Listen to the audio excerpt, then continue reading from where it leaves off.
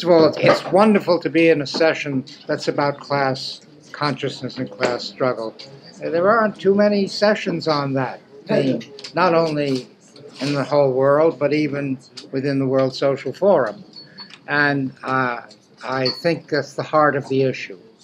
And what we've had is a series of contributions which I basically agree with. I mean, we started with Wanda, who said, well, class struggle exists in the United States, but it's a complicated story, right? And that's, of course, and then she tried to show the ways in which it was a complicated story. And I agree with that. And then we had a second speaker who said, well, I want to tell you about the impact of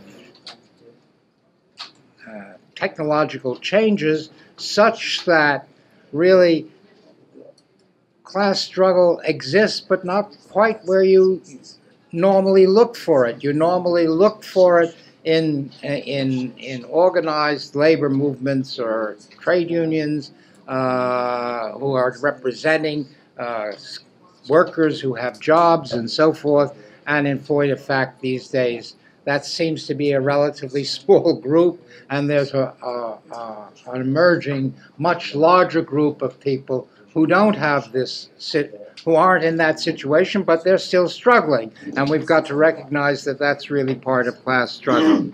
And then we had Maureen said one thing which I liked very much. She said, well, 99% of us are really alike. And that was a key thing. And then Jerome came along and said, well, there is a class struggle, but especially in the United States, we're not as conscious of it as we ought to be. And he tried to explain why that was, but also he said, and that's, I want to pick up on that, towards the end of what he said, without a revolutionary class theory, there's no revolutionary class movement. So I'm going to try to talk about the modern world system as a historical phenomenon in which we are all living and which we have been living in for quite some time, and for various reasons I think are not going to be living in too much longer. We're in a crisis of the modern world system in a very elementary sense. The system is a capitalist system, and the capitalist system depends upon creating new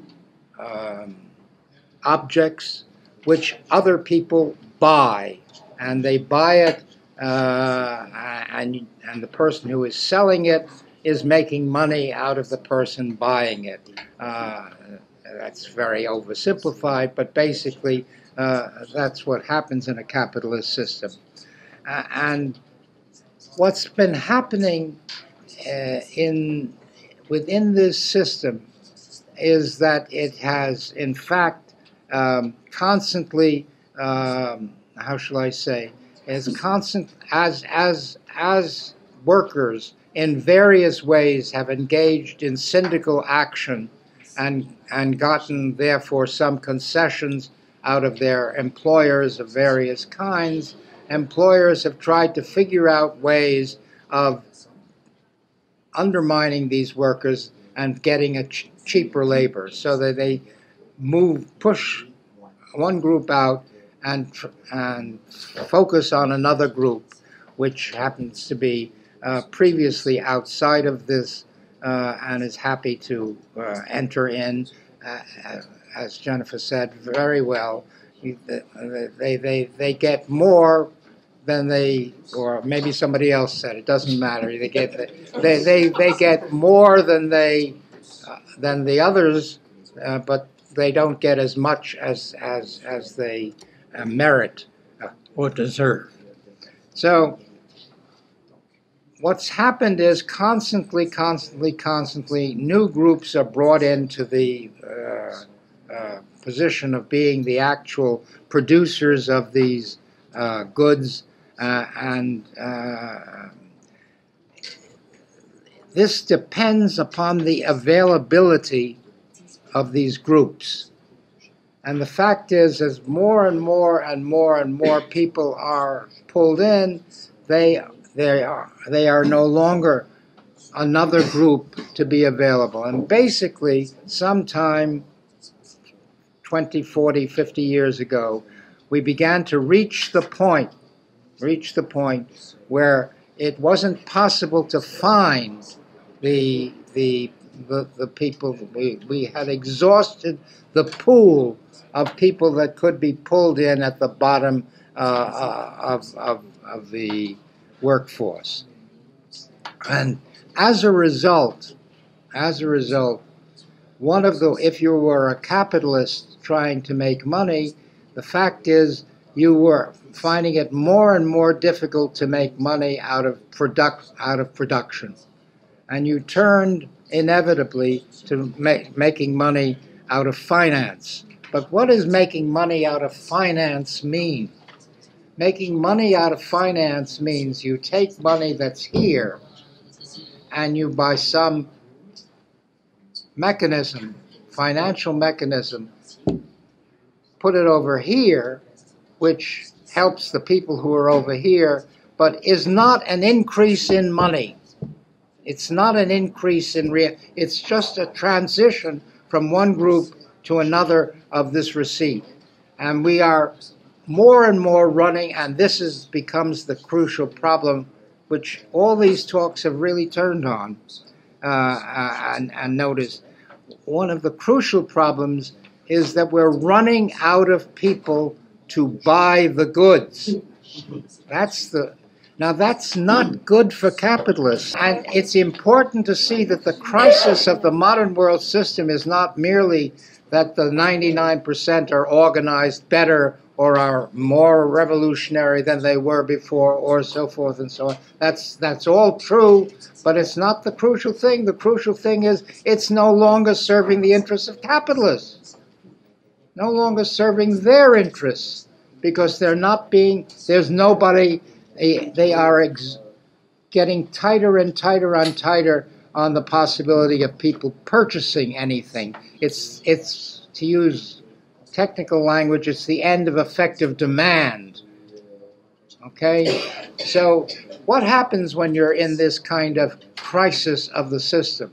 What happens in this crisis of the system is there's what's called a bifurcation, in which the system, the one thing you know is that the system cannot survive.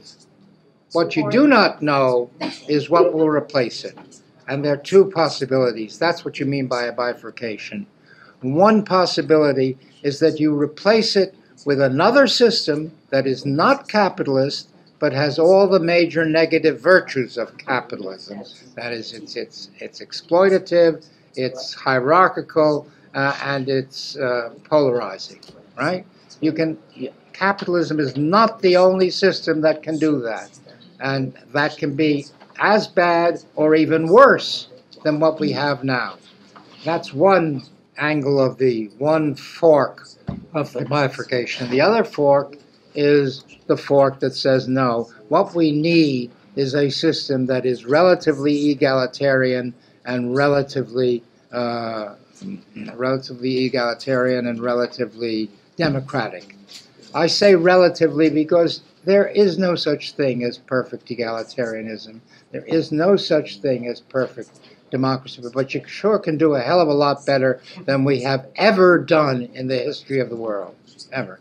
So this is the bifurcation. I give them names, but you don't have, the names are not important. I call one the spirit of Davos and the other the spirit of Porto Alegre, okay? And I think we're in the middle of that struggle between the two groups. Now, it turns out that this isn't a simple bifurcation in which you can say, well, I'm on one side or I'm on the other, because each of the sides is split. That is to say, let's start with the group that's the spirit of Davos. There's one group within them that says, look, these people are threatening us. And the way to handle them is to hit them over the head hard, hit them over the head fast, hit them over the head unrelentingly. Don't worry about it. Just crush them, okay? And there's a second group which says, you know, that won't work. That won't work because if you start crushing everybody in that way, they'll really start fighting back.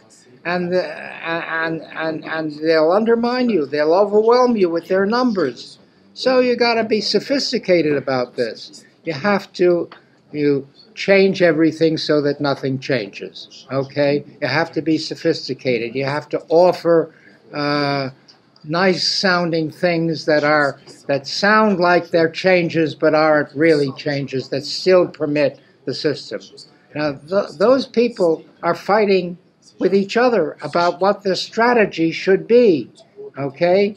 Now, if you come now to the people who are on the spirit, I use the word spirit because the actual conferences are not important, right? They come and they go, and those were the conferences where was a lot of this started, but it doesn't matter.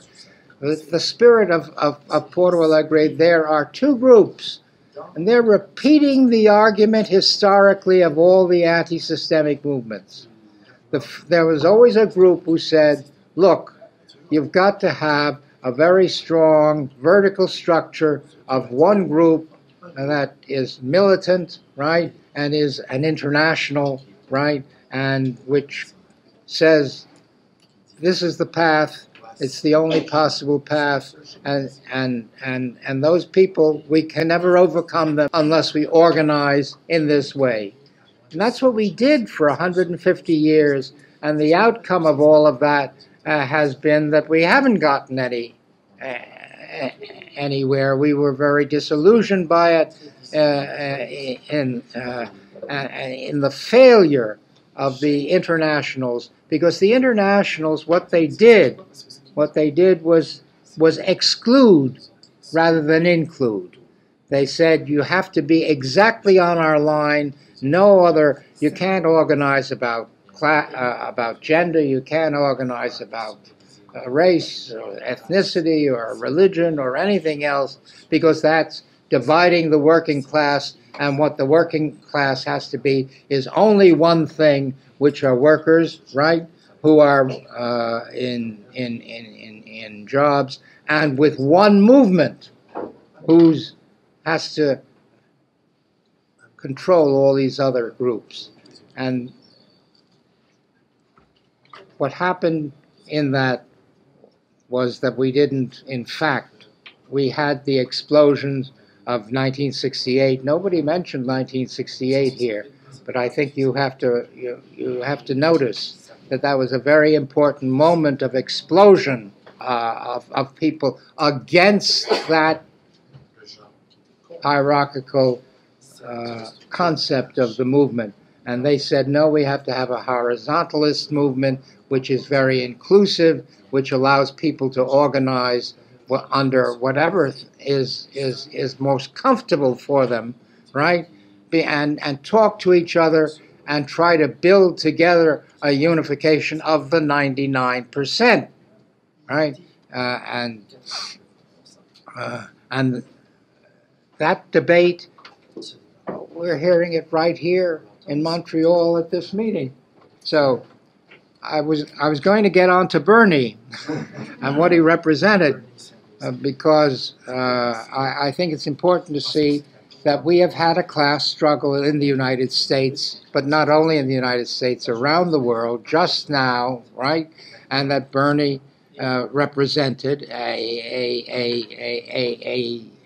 expression of a class movement, which now is in a dilemma. And that's the last point I'll try to make. The dilemma is, what do you do if you don't win the election? Go home. Go home. Well, you know, okay, we have two, you have to put this in time sequence. In the very, very short run, somebody was saying people have to live. They have to look to live, right? That's right. They have to look to live, and they're not going to pay any attention to any movement that doesn't pay attention to the fact that they need immediately, now, today, not 10 years from now, not 1 year from now, but today, they need to eat, right? Okay, so I say you can do all sorts of things that will minimize the pain. So if you fight for a $15 thing, that's going to minimize the pain. If you fight for recognizing the precariat in their struggle, that's going to minimize the pain, right? But it's not going to transform the system. Now, that's the important thing. You want to minimize the pain in the very short run, but in the middle run, right? And to minimize the pain, incidentally, you have to make deals all over the place. That's absolutely obvious, which is what Bernie is talking about. I think that's also very clear. But in the middle run, there's no compromise. There's no compromise. And since we don't know and intrinsically cannot know the outcome of this bifurcation, but there will be an outcome, it will tilt in one direction or another at some point, then we have to, and here I use the metaphor of the butterfly, right? The metaphor of the butterfly is that there's a butterfly at one end of the world, flaps its wings, and changes the climate at the other end of the world, right? That's the metaphor. That can be demonstrated. It has to do with changing the basic elements, which seem to be very close. A slight divergence becomes an enormous divergence. So the butterfly, one end of the world, flapping its wings, changes the climate at the other end of the world. Well, we are all little butterflies. We act and constantly, every moment, in every way, on every issue, we push in one direction or another. And no way of counting all that. But at some point, it'll tilt one way or the other, and then we'll be in a new system, which will either be a hell of a lot worse, or at least not as bad, and one that will be significantly better. So go ye forth and be butterflies.